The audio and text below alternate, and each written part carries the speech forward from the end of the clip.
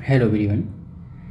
हम लोग sound chapter में आज के इस लेक्चर में बात करने वाले हैं longitudinal wave travel in gas. Gas में लॉन्गिट्यूडनल वेव ट्रैवल करती हैं तो किस तरीके से ट्रैवल करती हैं या उसका फार्मूला क्या है। किस तरीके से ट्रैवल करती है वो तो हम जान ही चुके हैं कि लॉन्गिट्यूडनल फॉर्म में ट्रैवल करती हैं।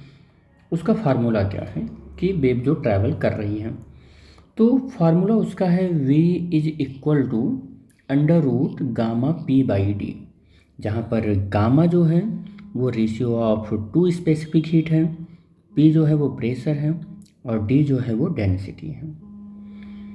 Density of the gas decrease अगर हो रही हो और टेम्परेचर तब इंक्रीज होता है, और उस कंडीशन में ह्यूमिडिटी भी मीडियम की इंक्रीज होती है और speed of sound in longitudinal wave भी इंक्रीज हो जाता है।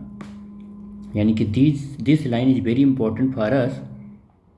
और क्या है वो लाइन कि किसी मीडियम की डेंसिटी डिक्रीज होती है तो टेम्परेचर इंक्रीज होता है, यानी कि टेम्परेचर की इंक्रीज होने से मीडियम की डेंसिटी डिक्रीज हो जाती है और ह्यूमिडिटी बढ़ जाती है, स्पीड भी बढ़ जाती है। याद रखना कि ये जो फार्मूला है, इस फार्मूले का जो सबसे पहला रूप था उसको एक साइंटिस्ट थे जिनका नाम था sir Isaac Newton. Sir Isaac Newton ने दिया था और वो फार्मूला कितना क्या दिया था, वो दिया था under root P by D दिया था। बाद में लाप्लास ने इसमें करेक्शन किया, ये फार्मूला आया था 1676 में, न्यूटन ने दिया था। और फिर इसी फार्मूले में जब वैल्यू रखकर देखा गया तो लॉन्गिट्यूडनल वेव की स्पीड जो है गैस में, यानी कि साउंड की स्पीड जो गैस में है वो 280 मीटर पर सेकंड ही रही, जो कि हमें ये मालूम चल चुका था कि एयर में जो स्पीड है साउंड का वो 331.5 मीटर पर सेकंड है। तो प्रैक्टिकल वैल्यू से ये वैल्यू काफ़ी दूर था, लगभग 50-51.5 का डिफरेंस था। तो ये फार्मूला जो दिया था न्यूटन सर ने उसे डिस्कार्ड कर दिया गया और माना नहीं गया, बोला गया कि इस फार्मूले में भी कोई गड़बड़ी है। फिर आगे चलकर 1750 में एक साइंटिस्ट थे लाप्लास, तो लाप्लास ने बोला कि इस फार्मूले में अगर हम v is equal to under root gamma P by D ले लें, यानी कि बस केवल यहाँ गामा इंट्रोड्यूस करा दें जो कि ratio of two specific heat है, ratio of two specific heat है, ratio of two specific heat है, तो ratio of two molar specific heat है, ऐसा आप लिख लो, मोलर स्पेसिफिक हीट है। तो उन्होंने बोला कि बस इसी को रखने से ही हमारा प्रॉब्लम सॉल्व हो जाएगा। और जब रखा गया गामा, रख दिया गया फार्मूले में, तो गामा पी बाई डी से जब फार्मूला कैलकुलेट हुआ तो एग्जैक्टली 330 मीटर पर सेकंड स्पीड आ गई, जो कि प्रैक्टिकल वैल्यू के लगभग करीब थी, बहुत अप्रोच कर रही थी। तो इसलिए ये फार्मूला सही मान लिया गया और तब से longitudinal wave travel in gas का ये फार्मूला अभी तक चला आ रहा है, v is equal to gamma P by D. और बहुत सारे प्रैक्टिकल और बहुत सारी थ्योरीज को ये करेक्ट भी फिट बैठता है।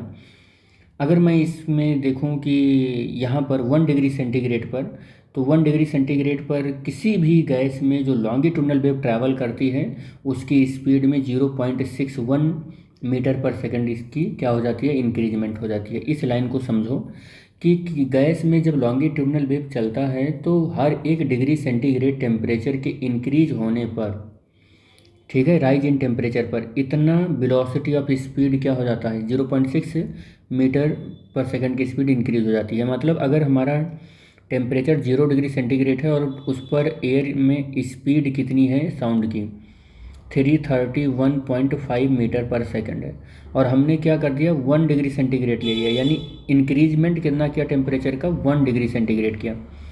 तो अब कह रहा है कि 331.5 में 0.61 मीटर पर सेकंड आप ऐड कर लो, स्पीड इतनी बढ़ गई। मान लो हमने क्या कर दिया 5 डिग्री सेंटीग्रेड कर दिया, यानी चेंज इन टेम्परेचर जीरो से अगर मैं देखूं, जीरो से तो कितने का आ गया, 5 डिग्री सेंटीग्रेड का आ गया। तो कह रहा है कि ये 331.5 प्लस 0.61 इंटू 5 इतना ये इंक्रीज हो गया। इसका मतलब 331.5 और प्लस 0.5 हो गया, ये कितना हो गया 5 हो गया, और ये 3.05 हो गया। इसका मतलब ये कितना हो गया, ये हो गया 5 एकम 5, ठीक है, ठीक। तो ये हो गया 334.55 हो गया। अगर मैं यहाँ पर 10 डिग्री सेंटीग्रेड का इंक्रीजमेंट करता, यानी डेल्टी की वैल्यू 10 डिग्री सेंटीग्रेड कर देता, तो ये कितना हो जाता 331.5 और प्लस 0.61 इंटू कितना हो जाता 10 हो जाता, यानी कि ये हो जाता 331.5 प्लस 0.6.1 हो जाता।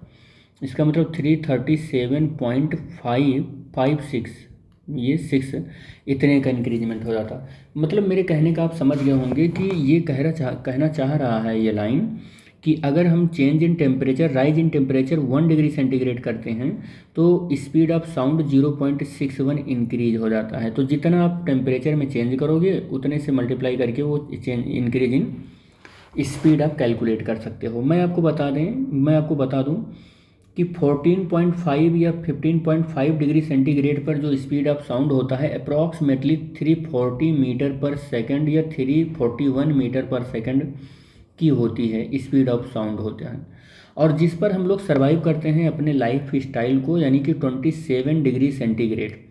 तो अगर मैं कहूँ 27 डिग्री सेंटीग्रेड ये T2 टेम्परेचर है और T1 मेरा 0 डिग्री सेंटीग्रेड है, तो चेंज इन टेम्परेचर कितना आया 27 माइनस 0 यानी 27 डिग्री सेंटीग्रेड। अब आप कह रहे हो कि 1 डिग्री सेंटीग्रेड पर स्पीड ऑफ साउंड 0.61 मीटर पर सेकंड बढ़ता है, तो 27 पर कितना बढ़ जाएगा, 27 पर कितना बढ़ जाएगा। तो इसको आप दोनों को क्या कर लो, आप प्रोडक्ट कर लो। आप प्रोडक्ट कर लोगे यानी कि 0.61 और इंटू 27 आपको मिल जाएगा 16.47। अब आप देखें कि स्पीड ऑफ साउंड एग्जैक्टली आपके पास कितना हो गया है, तो ये अप्रॉक्सीमेटली आपको आ जाएगा 347.97 या 348 मीटर पर सेकंड की स्पीड आ जाएगी। मतलब आप जो जिस इन्वायरमेंट में रहते हो और जहाँ पर आप बोलते हो उठते बैठते हो, यानी कि हम अपने एटमॉस्फेयर की बात करें तो वहाँ पर स्पीड ऑफ साउंड जो हमको सुनाई पड़ती है, जो आप बोलते हो, वो नॉर्मल वे में 348 मीटर पर सेकंड की स्पीड से चलती है, क्योंकि 0 डिग्री सेंटीग्रेड पर स्पीड ऑफ साउंड इतना होता है। ठीक है, तो मैं बस आपको बताना चाह रहा था कि 1 डिग्री सेंटीग्रेड के टेम्परेचर की राइज पर इतना मीटर पर सेकंड यानी 0.61 मीटर पर सेकंड का टेम्परेचर 1 डिग्री सेंटीग्रेड के टेम्परेचर पर स्पीड बढ़ जाती है। ठीक है, नेक्स्ट हम लोग बात करने वाले हैं कि speed of sound is not affected by the change in pressure. कह रहा है कि प्रेशर के चेंज होने से स्पीड ऑफ साउंड नहीं बढ़ता है, यानी कि इस प्रेशर के बढ़ने से स्पीड ऑफ साउंड अगर नहीं बढ़ता है तो क्या रीज़न है उसके पीछे भी बात करते हैं। क्यों नहीं बढ़ता है, क्योंकि जब प्रेशर चेंज होता है तो उसी प्रपोर्शन में हमारी डेंसिटी भी क्या हो जाती है, सेम प्रपोर्शन में चेंज हो जाती है। जबकि फार्मूले को अगर आप ध्यान से देखें तो फार्मूले में हम देखते हैं कि P और D दोनों हैं, तो हमको ऐसा लगता है कि प्रेशर चेंज होएगा तो वेलोसिटी भी चेंज होएगा, डेंसिटी चेंज होएगा तो वेलोसिटी भी चेंज हो जाएगा। लेकिन ऐसा फार्मूले में होने से कभी ये प्रूफ नहीं मिल पाता है कि P के चेंज होने से V चेंज हो जाएगा, D के चेंज होने से V चेंज हो जाएगा, क्योंकि हमें पता है कि जिस प्रपोर्शन में प्रेशर चेंज होता है उसी प्रपोर्शन में D भी चेंज हो जाता है, और P और D सेम प्रपोर्शन में चेंज होते हैं, इसलिए वेलोसिटी किसी पर्टिकुलर मीडियम में कांस्टेंट ही बनी रहती है, यानी कि वेलोसिटी के ऊपर प्रेशर और डेंसिटी के चेंज होने का कोई फ़र्क नहीं पड़ता है। ठीक है बेटा। दूसरा अगर हम बात करें कि speed of transverse wave in the stretched string, तो स्ट्रेच्ड स्ट्रिंग में अगर मैं बात करूं किसी स्पीड ऑफ ट्रांसवर्स वेव की, तो उसका फार्मूला होता है, क्या फार्मूला होता है, v √T/m। और याद रखना यहाँ जो v, और याद रखना स्ट्रेच्ड स्ट्रिंग है, स्ट्रेच्ड स्ट्रिंग का मतलब जानते हो क्या हो गया कि ये स्ट्रिंग यहाँ एक एंड पर फिक्स है, यहाँ एक एंड पर फिक्स है, और ये बिल्कुल ऐसे तनी हुई है। सितार, गिटार, वायलिन आप मान सकते हो, जहाँ से साउंड निकलता हो, कोई भी म्यूजिकल इंस्ट्रूमेंट मान सकते हो। तो जब आप इसको प्लग करके छोड़ोगे तो ये वाइब्रेट करेगा और इसमें से साउंड निकलेगा। तो कह रहे हैं कि इसमें जो वेव चल रही है वो वेव ट्रांसवर्स है, स्ट्रिंग में जो वेव चल रही है वो कौन सी वेव है, ट्रांसवर्स है। और उस ट्रांसवर्स वेव की साउंड की जो फार्मूला है वो √T/m से कैलकुलेट करना, स्पीड ऑफ साउंड का फार्मूला इससे कैलकुलेट करना, जहाँ पर T इस स्ट्रिंग का टेंशन है, इस स्ट्रिंग में कितना टेंशन है, और M क्या है, इस स्ट्रिंग का मास पर यूनिट लेंथ है। क्या है, मास पर यूनिट लेंथ है, यूनिट लेंथ का मास है, ये यूनिट लेंथ का मास है, पर यूनिट लेंथ है। जैसे मैं कह दूं कि 5 किलोग्राम का हमारा वायर है, तो हम देखेंगे कि 5 किलोग्राम का वायर 3 मीटर का है, तो 5/3 ये हो जाएगा मास पर यूनिट लेंथ हो जाएगा। क्या हो जाएगा? मास पर यूनिट लेंथ हो जाएगा, यूनिट लेंथ हो जाएगा। ऐसे में कई एग्जांपल आपको देकर बता ही देता हूँ कि मास पर यूनिट लेंथ है क्या चीज़ एग्जैक्टली। मास पर यूनिट लेंथ मैं बता रहा हूँ क्या होता है। देखो मास पर यूनिट लेंथ क्या है। मान लो 20 किलोग्राम वायर है और उसकी लेंथ है 50 मीटर। तो 50 मीटर वायर का लेंथ 20 किलोग्राम है, तो 1 मीटर वायर का लेंथ कितना हो जाएगा? 20/50। यही मास पर यूनिट लेंथ है। यही क्या है? 2/5 यानी 0.4, ये मास पर यूनिट लेंथ है। यानी कि capital M/L is equal to small m। यही मास पर यूनिट लेंथ है, मास पर यूनिट लेंथ है। यानी इस स्मॉल m की जो वैल्यू है आप ये भी लिख सकते हैं, small m is equal to capital M/L। ये क्या है? टोटल मास है। ये क्या है?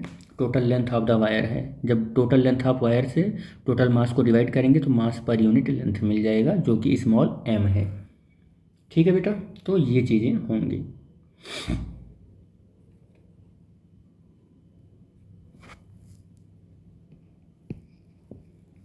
चलो आगे बढ़ते हैं हम लोग।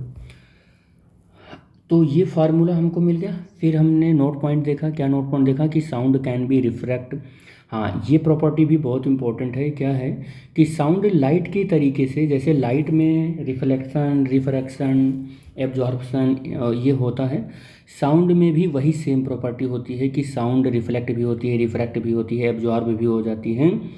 और यहाँ पर जिस तरीके से लाइट एक एविडेंस देता है अपने वेव होने का कि इंटरफेरेंस और डिफ्रैक्शन, ठीक उसी तरीके से ये साउंड भी इंटरफेरेंस और डिफ्रैक्शन की प्रॉपर्टी को शो करता है। यानी कि वेव होने के लिए डिफ्रैक्शन ही तो मेन कैरेक्टरिस्टिक है।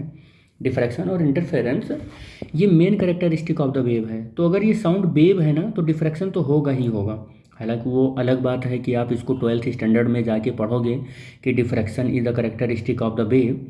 लेकिन आप इतना याद रखो कि अगर कोई चीज़ वेव है तो डिफ्रैक्शन की प्रॉपर्टी अपने अंदर रखेगी ही रखेगी, क्योंकि वेव का होने का पहला एविडेंस यही दे देता है कि आप इस डिफ्रैक्शन की प्रॉपर्टी को ओबे करा दीजिए। ठीक है, चलो। तो अगर मैं ट्रांसवर्स वेव की बात करूं तो ट्रांसवर्स वेव भी आपको समझ में आ गया होगा कि किसी स्ट्रिंग में होता है, और वो स्ट्रिंग दो एंड पर हमारा क्या होना चाहिए? स्ट्राइज्ड होना चाहिए, और तब उसमें जो वेव चलेगी वो ट्रांसवर्स वेव होगा। और ट्रांसफर और साउंड जो है रिफ्लेक्टेड, रिफ्रैक्टेड और एब्जॉर्ब और interference, diffraction, these are property obey कराता है। इस प्रॉपर्टी को क्या करता है? ओबे करता है। कह रहा है in each case change if the sound go one medium to another medium. कह रहा है कि हर एक केस में जब साउंड एक मीडियम से दूसरे मीडियम में जाता है तो उसकी स्पीड बदल जाती है, वेवलेंथ बदल जाता है, इंटेंसिटी बदल जाती है, डायरेक्शन बदल जाता है जब एक मीडियम से दूसरे मीडियम में जाता है। चाहे वो मतलब चाहे जैसे भी एक मीडियम से दूसरे मीडियम में जाए, बट उसकी फ्रीक्वेंसी नहीं बदलती है। फ्रीक्वेंसी उसकी कैरेक्टरिस्टिक प्रॉपर्टी होती है, फ्रीक्वेंसी नहीं बदलती है। लेकिन जब कभी भी लाइट वेव किसी एक मीडियम से दूसरे मीडियम में ऐसे नॉर्मल जाती है तो उसकी स्पीड तो बदल जाती है लेकिन डायरेक्शन नहीं बदलता है और फ्रीक्वेंसी भी नहीं बदलती है। ठीक उसी तरीके से जब साउंड वेव भी किसी एक मीडियम से दूसरे मीडियम में जाती है तो फिर क्या होता है कि ये सारे कैरेक्टरिस्टिक बदल जाते हैं, सारे कैरेक्टरिस्टिक बदल जाते हैं। और जब कि हम नॉर्मल इंसिडेंट में देखते हैं कि आई की वैल्यू क्या हो जाती है? 0 हो जाती है। ये लाइट वाली कुल मिला के प्रॉपर्टी यहाँ भी ओबे हो रही है। आई होप ये सारी चीज़ें आपको समझ में आ रही होंगी। थोड़ा सा हमने पहले से ही नोट प्रिपेयर कर रखा है आपके लिए कि ज़्यादा कुछ आपको लिखना ना पड़े, और लिखने में ही बहुत ज़्यादा टाइम चला जाता है तो वीडियो भी थोड़ा सा लेंदी हो जाता है। ठीक है बेटा, तो इस लेक्चर में बस यहीं तक बात करेंगे। नेक्स्ट लेक्चर में हम लोग बात करने वाले हैं difference between light and sound wave की।